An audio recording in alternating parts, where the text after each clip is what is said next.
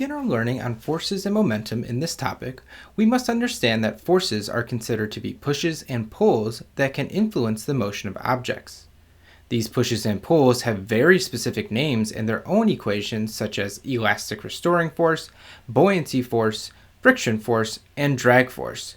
But we will cover those later in the video in more depth. For now, we can assume that a force is an interaction that can cause a change in motion. Two ways these interactions can take place are with contact and without contact. The forces we just previously mentioned are all considered contact forces, which means that there must be a physical touching of objects in order for the forces to cause an influence. However, forces do not always have to make physical contact to make a change in motion. Forces such as gravity, electrostatic, and magnetism are examples of forces that do not make physical contact yet cause changes in motion. These forces are considered to be non-contact forces.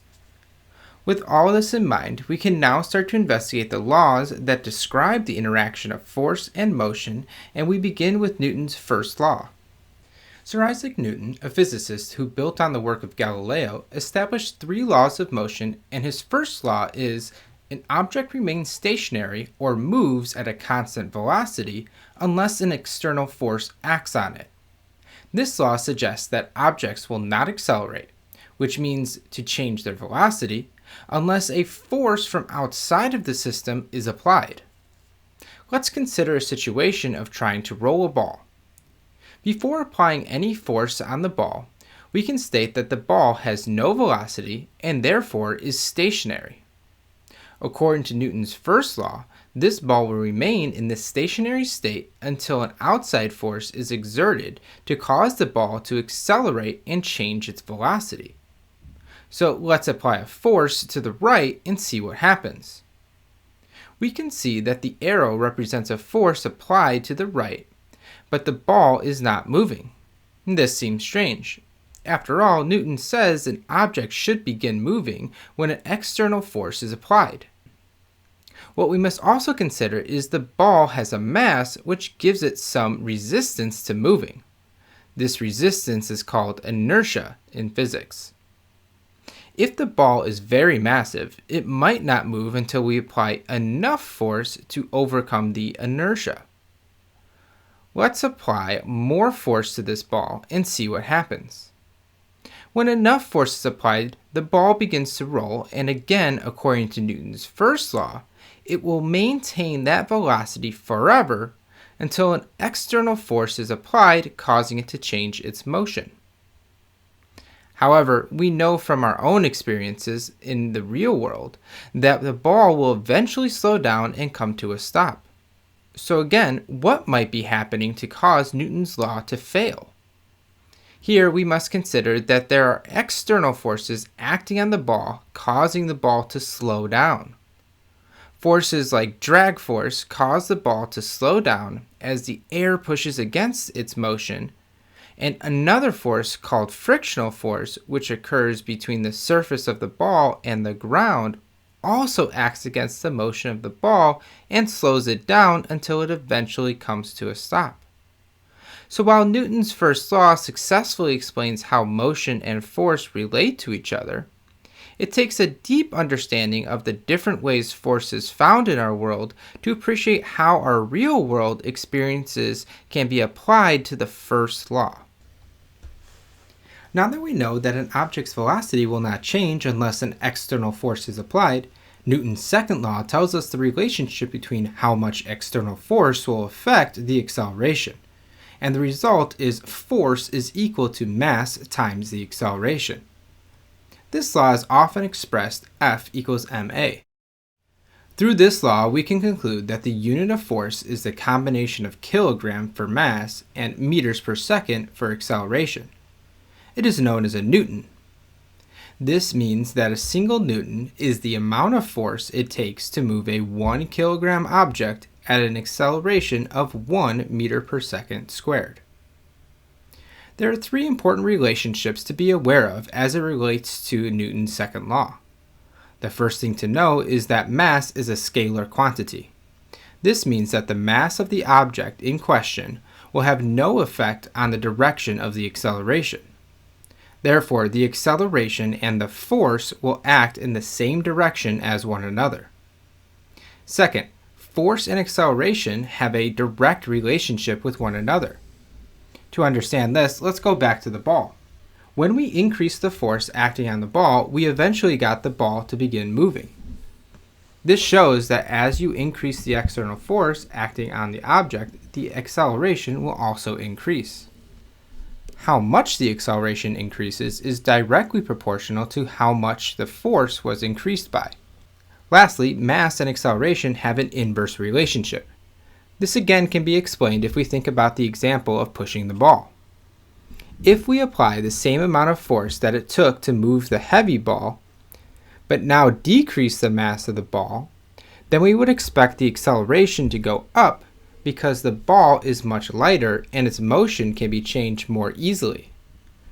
Therefore, we can make an association that when we decrease the mass, the acceleration will increase, and when you increase the mass, the acceleration will decrease.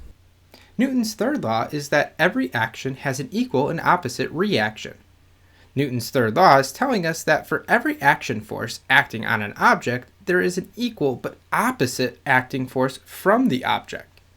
This law can best be illustrated with a simple example of a box resting on a table.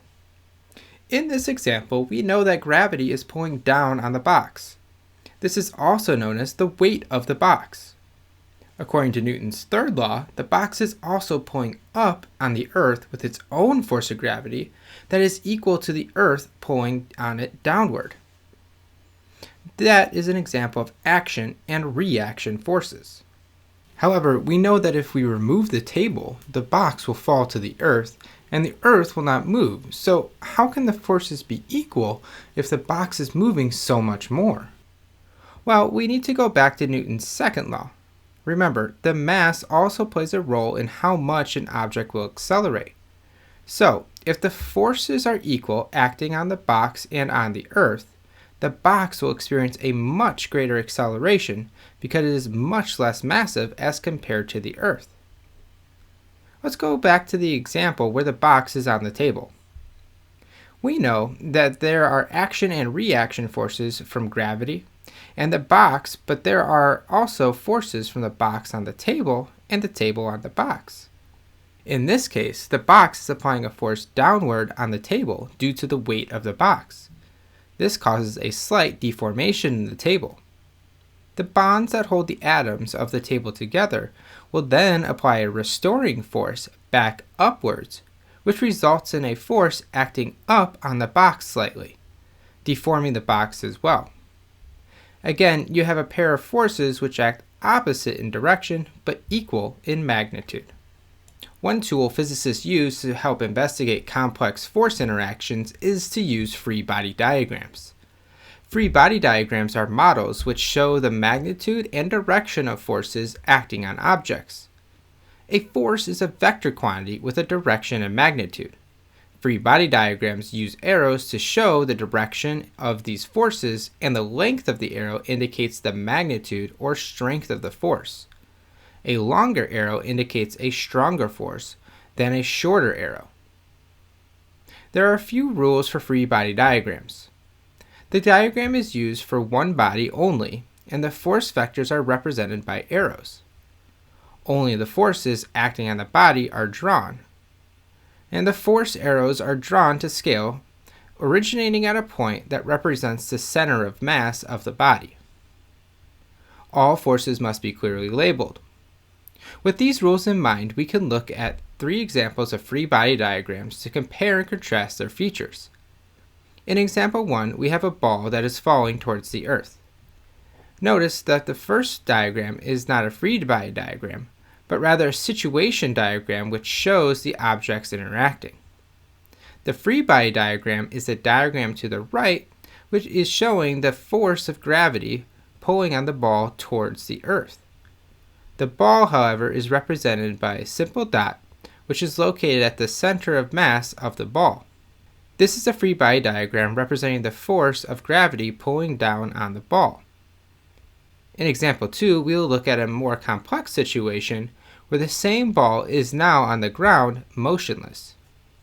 Here we see the ball resting on the ground, and then our free body diagram showing the force of gravity pulling down on the ball, and a second force from the ground pushing up on the ball. Notice that there are no arrows representing the reaction force of the ball pulling up on the earth. This is because the free body diagram is only concerned about the forces that are acting on the ball. The last example of a free body diagram is to consider a ball accelerating because it is being pushed. This again is a more complex scenario as the ball is moving now. Let's take a look at the free body diagram. The first thing to look at is the vertical forces. In this situation, the ball has the same forces acting on it vertically as when it was motionless on the ground. This makes sense as the ball is accelerating in the horizontal direction. Therefore, the vertical forces are no different than if it was motionless. To understand the horizontal part of the free body diagram, we must realize that an accelerating object has an overall net force acting on it. The net force is in the same direction as the acceleration as we learned from Newton's second law. This would mean that the pushing force is greater than the opposing frictional force acting on the ball. Therefore, the pushing force of the person on the ball must have an arrow length that is greater than the opposing frictional force. These three examples show the different levels of complexity that arise when we consider the forces acting on an object in seemingly common situations. In the previous examples of free body diagrams, we had only one example of an object that reached translational equilibrium. That example was example 2 of the ball motionless on the ground. In this example, the ball has a constant velocity of 0 meters per second, and that is due to there being two forces of equal strength in opposite direction which are keeping the ball in a state of constant velocity. If we recall Newton's second law, this results in a zero net force, which means the object must maintain its velocity in a straight line or it is not moving. Example 2 is a simple example of translational equilibrium, but a more complex example, which gives us greater insight into the importance of free body diagrams, is when we look at a situation with an even greater number of forces. In this example, we have a basket suspended by two ropes at different heights in order to keep the bears in the area from reaching the food inside. This basket is not moving.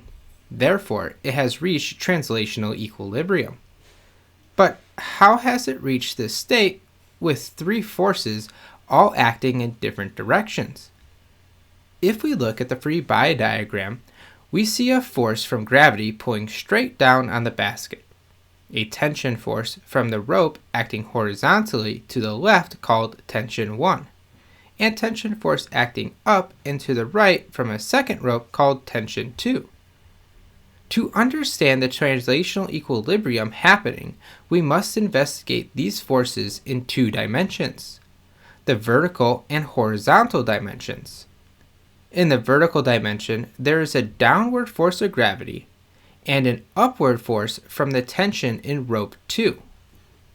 In the horizontal dimension, there is the tension rope from rope 1 and tension from rope 2 in the opposite direction to the right.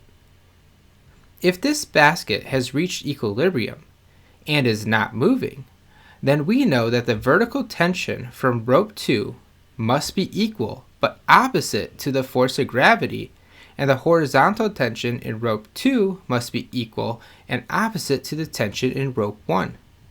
To find these values of the forces, the use of trigonometry becomes vital.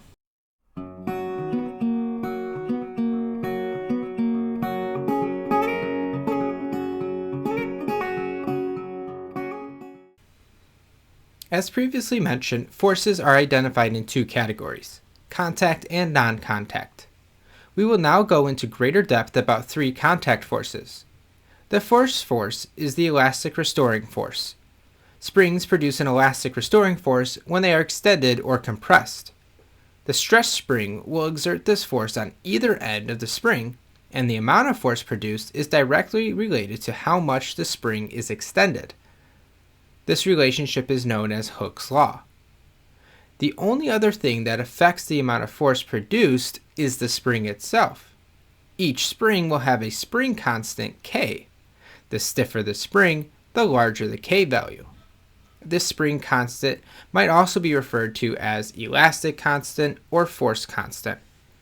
Therefore, Hooke's law can be written as the force of H is equal to negative K times X, where X represents the extension of the spring. We can see that the greater the spring is extended, the greater the restoring force generated. Now, in some systems, there are multiple springs involved. These systems can be split into two scenarios, series and parallel. In a series system, the springs are attached to one another and then to an object. In a parallel system, each individual spring is attached to an object and the springs run parallel to one another. Identifying the differences in these scenarios is important because how the restoring force from each of the springs is calculated is different. In a series system, you treat the combination of springs as a single spring that has an equivalent spring constant denoted by K prime. To find this equivalent spring constant, you must add 1 over the spring constant for each spring involved in the series. In this example, we have two springs denoted here by Ka and Kb. Then the spring constant of the combination of the springs denoted by K prime is equal to 1 over Ka plus 1 over Kb.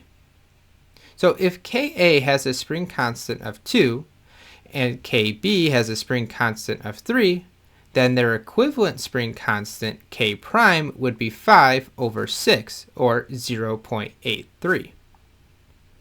There is another common system that uses multiple springs, and we call this system a parallel system. In this case, the springs run parallel to one another, and their equivalent spring constant is much easier to calculate. Using the following formula to find their equivalent spring constant, you simply add the spring constants of each spring interacting with the object to find the equivalent spring constant. In this case, if we use those same two springs but put them in parallel with one another, then we would get an equivalent spring constant of 5, not 0.83. Recognizing the difference in these arrangements is critical when multiple springs are involved. When an object floats, it reaches an equilibrium vertically between the forces of gravity pulling down on the object and a second force acting up on the object that we call the buoyancy force. However, as you may already know, not all objects will float. The determining factor in whether an object floats or not is the density of the object compared to the density of the fluid. Density is defined as the mass of each unit volume of an object and is found through the formula ρ, whose density is equal to the mass of the object, m, divided by the volume, capital V, of the object. The unit for density is kilogram per meter cubed. Now, density may seem complex, but you just need to understand that very dense objects will have a lot of mass packed into a small volume. So if we compare the density of water, which is approximately 1,000 kilograms per meter cubed, to steel, which has a density of 8,000 kilograms per meter cubed, then we know that there is much more mass compacted into the same size volume for steel than there is for water. And we can then compare their densities and understand that if you were to place the same volume of steel into the same volume of water, the steel would sink because it has much greater density. Now, to find the buoyancy force, we can use this equation here, which says that the buoyancy force is equal to the density of the fluid times the volume of the displaced fluid times g, which is the acceleration due to gravity. There are a few things to keep in mind about objects when they float. When the densities of the fluid and the object are equal, you have neutral buoyancy, which means the objects will remain in the fluid where it currently is. When the object's density is greater than the fluid, the object will sink because of the net force on the object is downwards. Lastly, if the density of the object is less than the density of the fluid, then the object will float at the surface of the fluid. Frictional force is a force that occurs due to the contact between surfaces. This force operates in the opposite direction to the movement of objects and parallel to the surfaces in contact with one another. There are two important forms of friction to be aware of, which are static and dynamic friction. To differentiate these two forms, we must think of an example. In this example, we have a person pulling on a rope attached to a heavy box which is sitting on the ground. Now there is also a force meter attached between the rope and the box, and this will help us understand the differences between static and dynamic friction. To begin with, the frictional force will start working opposite to the direction the person is pulling on the box, and as the person increases their pulling force, the force of friction is also increasing at the same rate. We know this because the box is not accelerating and therefore must have a net force of 0 in the horizontal direction, which means the force of friction is acting equally but opposite to that of the pulling force of the person. Now, eventually the person pulls with enough force to begin moving the box. This is the point at which static friction is over. The box is now moving, and we categorize the frictional force after the point of movement as dynamic friction. On our force chart, there is a clear point at which we can see the change occur from static to dynamic friction. At the peak of the line, the change occurs, and the drop is the transition from static to dynamic friction. An important thing to notice is that the dynamic friction force is less than the static friction force. This means in everyday life it takes more force to get something to move than it does to maintain its motion. Now we can solve for the specific values of the force of friction by using their equations. For each frictional force, static and dynamic, the force value depends on two important factors: the weight of the object found here in the equations as the normal force, and the type of surfaces in contact. This is denoted by the mu value, which is the coefficient of friction. Let's consider why these two values affect the force of friction. In the case of weight, an object that has a greater weight is producing greater force downward between the surfaces, causing greater contact. You can test this by using the similar setup we discussed before and changing the weight of the box and measuring to see how much pulling force it takes to move the heavier and heavier objects. We would see a linear relationship where the heavier an object gets, the greater the force required to move it horizontally, thus a greater force of friction. The second value, known as the coefficient of friction, takes into account that the surfaces in contact also affect the force of friction. Consider pulling the box we previously discussed across different surfaces like concrete, rubber, and ice. Each one of those surfaces will have a different effect on how much force is required to move the box. Therefore, to take that factor into account, we use a unitless ratio known as the coefficient of friction to account for the differences in the types of surfaces in contact.